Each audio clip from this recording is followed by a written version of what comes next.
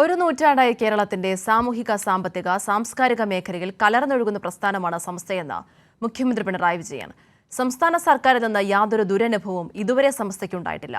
ഒരുമിച്ച് മുന്നോട്ട് പോകാമെന്ന് മുഖ്യമന്ത്രി പറഞ്ഞു. ദ ന്യൂ ഇന്ത്യൻ എക്സ്പ്രസ് തയ്യാറാക്കിയ സമസ്ത ചരിത്രം തിരുവനന്തപുരത്ത് പ്രകാശനം ചെയ്ത് സംസാരിക്കുകയായിരുന്നു മുഖ്യമന്ത്രി. സമസ്ത കേരള ജമിയത്തുൽ ഉലമയുടെ 100ാം വാർഷികത്തിന്റെ ഭാഗമായാണ് ദി ന്യൂ ഇന്ത്യൻ എക്സ്പ്രസ് സമസ്തയുടെ ചരിത്രം രേഖപ്പെടുത്തുന്ന കോഫി ടേബിൾ ബുക്ക് കോൺഫ്ലുവൻസ് തയ്യാറാക്കിയത്. തിരുവനന്തപുരം മാസ്കോട്ട് ഹോട്ടലിൽ സംഘടിപ്പിച്ച ചടങ്ങിൽ മുഖ്യമന്ത്രി പിണറായി വിജയൻ പ്രതിപക്ഷ നേതാവിന് നൽകി പുസ്തകം പ്രകാശനം ചെയ്തു.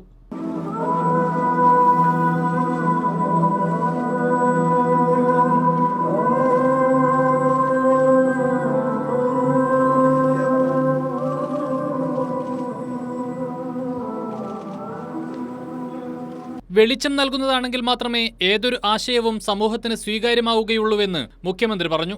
അല്ലാത്ത സംഘടനകൾക്ക് നിലനിൽപ്പില്ലെന്നും മുഖ്യമന്ത്രി. വെളിച്ചം പകരുന്നവരെ മാത്രമേ ഏതൊരാശയവും സ്വീകാര്യമാകുന്നുള്ളൂ. വെളിച്ചം നിലച്ചാലോ കാലത്തിൻ്റെ ഒഴുക്കിൽ അവ ഇല്ലാതായിപ്പോകും. അത്തരത്തിൽ സമൂഹത്തിന് വെളിച്ചം പകരാൻ കഴിയാതെ പോയതുകൊണ്ടാണ് ചിലതെങ്കിലും അപ്രസക്തമായത്. ഏതായാലും സമസ്ത അങ്ങനെയല്ല എന്ന് തെളിയിക്കുന്നതാണ് അതിൻ്റെ വളർച്ചയും വികാസവും നിലനിൽക്കും. സമസ്തയുടെ പല അഭിപ്രായങ്ങളിലും തനിക്ക് യോജിപ്പും വിയോജിപ്പുമുണ്ട്.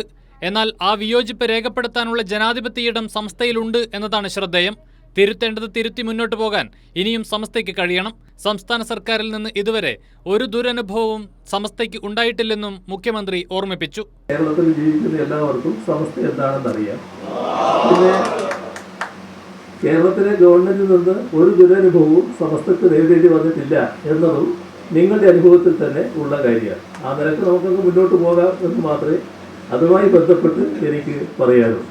1,00,000 ആളുകൾ ഒപ്പിട്ട ഭീമ ഹർജിയും വിവിധ ആവശ്യങ്ങൾ ഉന്നയിച്ചുകൊണ്ടുള്ള നിവേദനങ്ങളും സമസ്ത മുഖ്യമന്ത്രിക്ക് കൈമാറി. കൈരളി ന്യൂസ്, തിരുവനന്തപുരം.